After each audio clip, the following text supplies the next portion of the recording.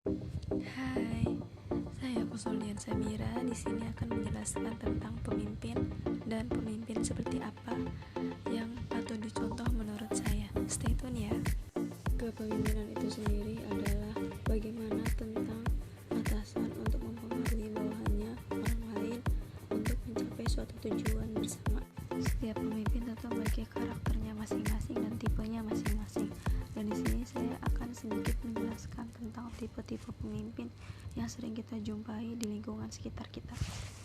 Tentu peran pemimpin sangat penting bagi organisasi atau perusahaan, dikarenakan keberhasilan sebuah tim itu bisa dilihat dari seorang itu memimpin dalam sebuah tim tersebut atau organisasi tersebut. Tipe kepemimpinan biasanya dipengaruhi dengan kepribadian seorang tersebut, lingkungan, dan pengalaman kerja.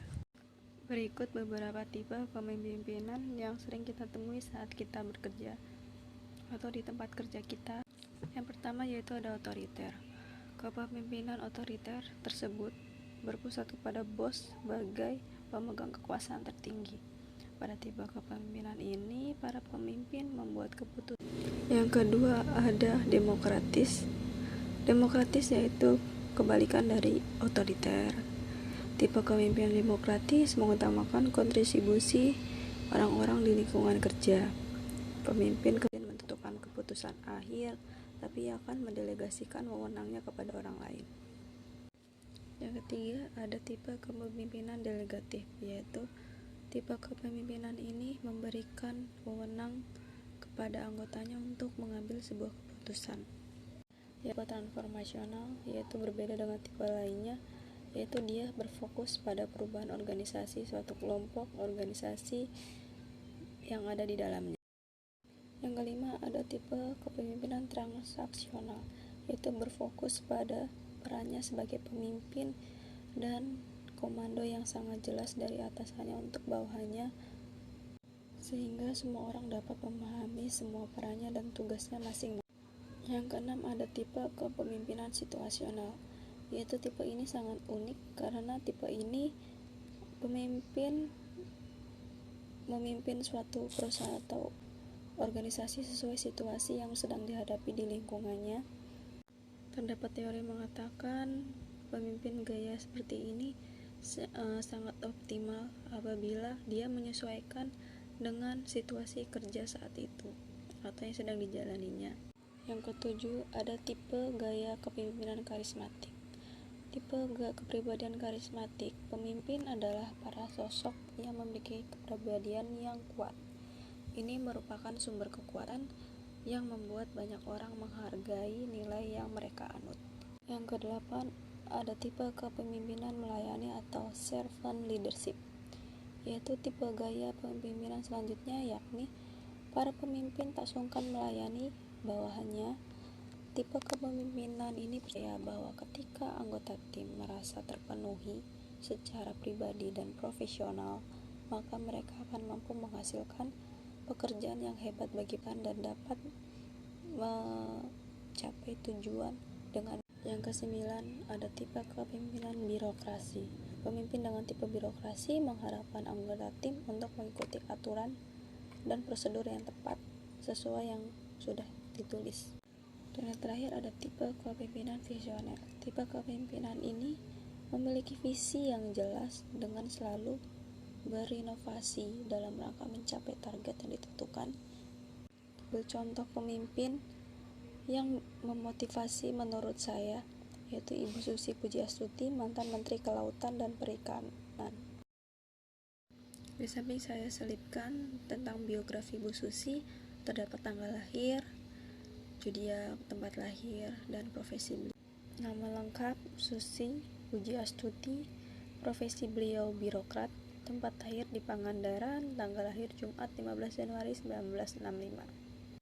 Ibu Susi Pujiastuti adalah seorang mantan menteri dari Kelautan dan Perikanan dari Kabinet Kerja pada periode 2014-19, yang juga pengusaha, pemilik, dan presidir PT ASI, eksportir hasil perikanan, dan PT ASI Pujiastuti atau penerbangan Susi Air dari Jawa Barat. Saat dia menjabat sebagai Menteri Kelautan dan Perikanan, ia dikenal sebagai kebijakannya yang tegas terhadap penangkapan ikan ilegal, namanya juga bahkan dikaitkan dengan kata tenggelamkan. Pasti sebagian orang, bukan sebagian lagi sih, sudah tahu dengan kata tenggelamkan yang sempat viral pada masanya, yang mengacu kepada hukuman penenggelaman kapal-kapal asing ilegal di perairan Indonesia. Upaya ini pada akhirnya membuahkan hasil. Penelitian yang diterbitkan di jurnal Nature menunjukkan bahwa kebijakan agresif Susi terhadap penangkapan ikan ilegal telah mengurangi upaya tangkap sebesar 25% dan berpotensi menambah jumlah tangkapan sebesar 14%, keuntungan sebesar 12%. Ibu Susi Pujiastuti ditunjuk sebagai menteri di Kementerian Kelautan dan Perikanan dalam Kabinet Kerja Pak Joko Widodo dan Pak Yusuf Kala yang ditetapkan secara resmi pada tanggal 26 Oktober 2014. Sebelum dilantik, Ibu Susi melepas semua posisinya di perusahaan penerbangan Susi Air dan beberapa posisi di perusahaan. Selain itu, alasan lain Ibu Susi melepas semua jabatannya adalah agar dapat bekerja secara maksimal menjalankan pemerintahan, khususnya di bidang kelautan dan perikanan. Selama Ibu Susi menjabat sebagai Menteri Kelautan dan Perikanan, tentu saja banyak hal yang telah dilakukan untuk Indonesia, terutama di Menteri Kelautan dan Perikanan sendiri.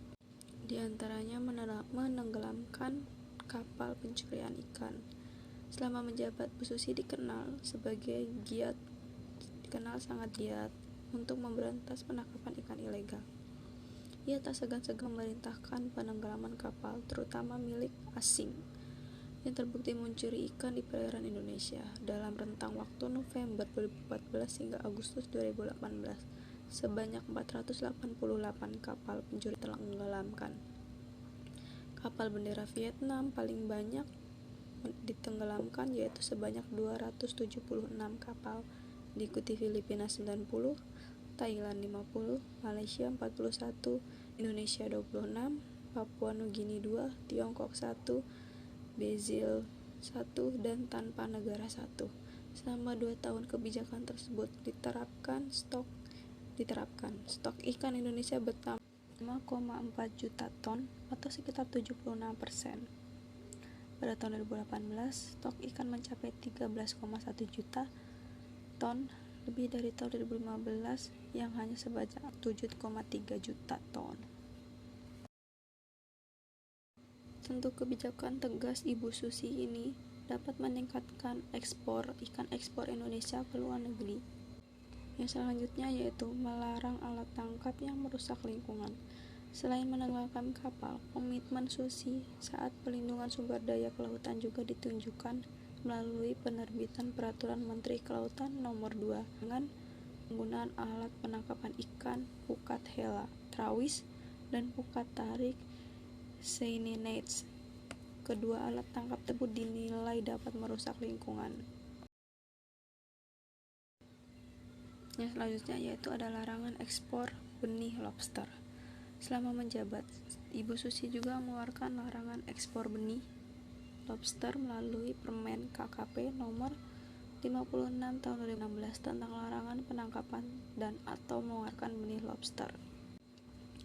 Beralasan ekspor benih lobster akan membuat kerusakan ekologi karena permintaan dari luar negeri yang sangat tinggi menyebabkan eksploitasi besar-besaran. Selain itu, ekspor benih lobster juga lain karena harganya sangat tinggi saat dewasa.